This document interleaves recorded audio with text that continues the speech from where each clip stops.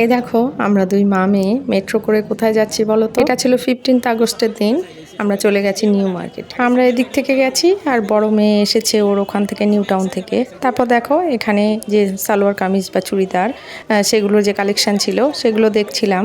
তো কোনটা নিয়েছি পরে তোমাদের দেখাবো। নিউ মার্কেটে এখন একটা খুব ভালো ব্যবস্থা হয়েছে, সেটা হলো কোনো বার্গেনিংয়ের ব্যাপার নেই। সমস্ত কিছু ফুটের দোকান থেকে শুরু করে সব কিছুতেই ফিক্সড প্রাইস। তো ওখানে ছিল সিটি মার্ট, তো আমরা সিটি মার্টে ঢুকেছিলাম। সিটি মার্টটা বেশ বড় ছিল, কিন্তু অনেকক্ষণ সময় নষ্টই শুধু করেছি। এত প্রোডাক্টের মধ্যে শুধু খোঁজাখুঁজি করেছি, কোনো কিছুই পছন্দ হয়নি।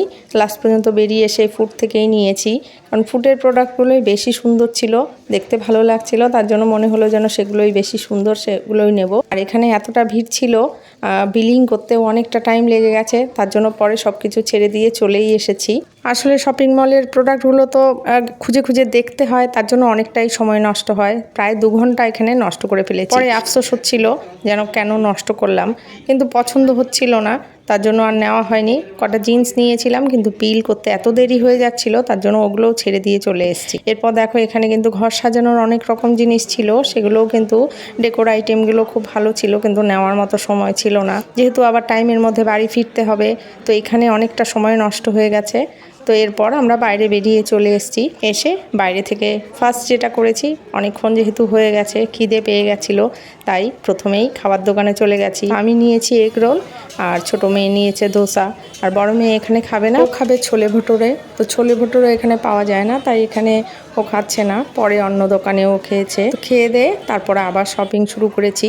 ততক্ষণে প্রায় সন্ধে হয়ে গেছে, 5:30 পৌনে 6টা বেজে গেছে। আর যত সন্ধে হতে থাকে তত ভিড় বাড়তে থাকে নিউ মার্কেটে। দেখো প্রচণ্ড ভিড় আর কি। ওই ভিড়ে তখন আমার আর ভালো লাগছিল না। তারপরেও তো কিছু কেনাকাটা বাকি যেহেতু ছিল, কিছু তো করতে হবে। তারপর কিছু কেনাকাটা করলাম। এই দেখো সালোয়ার কামিজগুলো, বললাম না ফুটের সালোয়ার কামিজগুলো সত্যি খুব সুন্দর ছিল।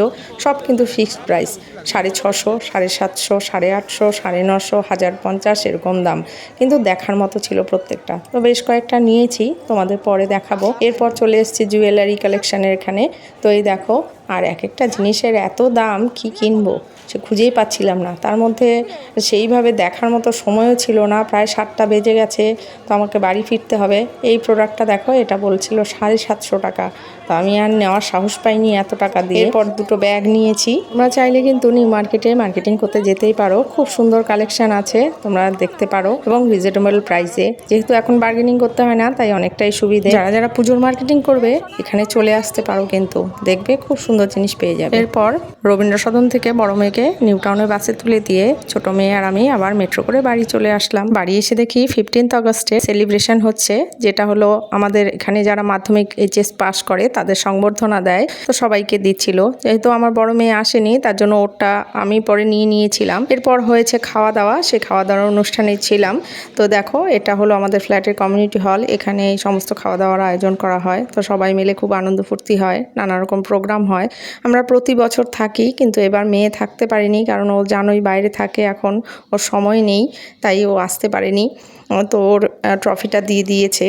তো যাই হোক, প্রোগ্রামটা খুব ভালো হয়েছে। আর আমাদের এখান থেকে এবার ফ্ল্যাট থেকে একজন মেডিকেলে চান্স পেয়েছে, ওকেও সংবর্ধনা দেওয়া হয়েছে। ভালোভাবে কেটেছে 15 আগস্টের দিনটা। তো দেখো আমাদের আয়োজনে যা ছিল, সে প্রথমে ছিল এগ টেবিল, তারপর ছিল ফ্রাইড রাইস, চিকেন, আলুর দম, চাটনি, পাঁপড়, মিষ্টি সবই ছিল। কিন্তু আমি গল্প করতে করতে দেখাতে ভুলে গেছি। কেমন লাগলো আজকের ব্লগটা কমেন্টস করে জানিও। ভালো লাগলে লাইক করো, শেয়ার করো।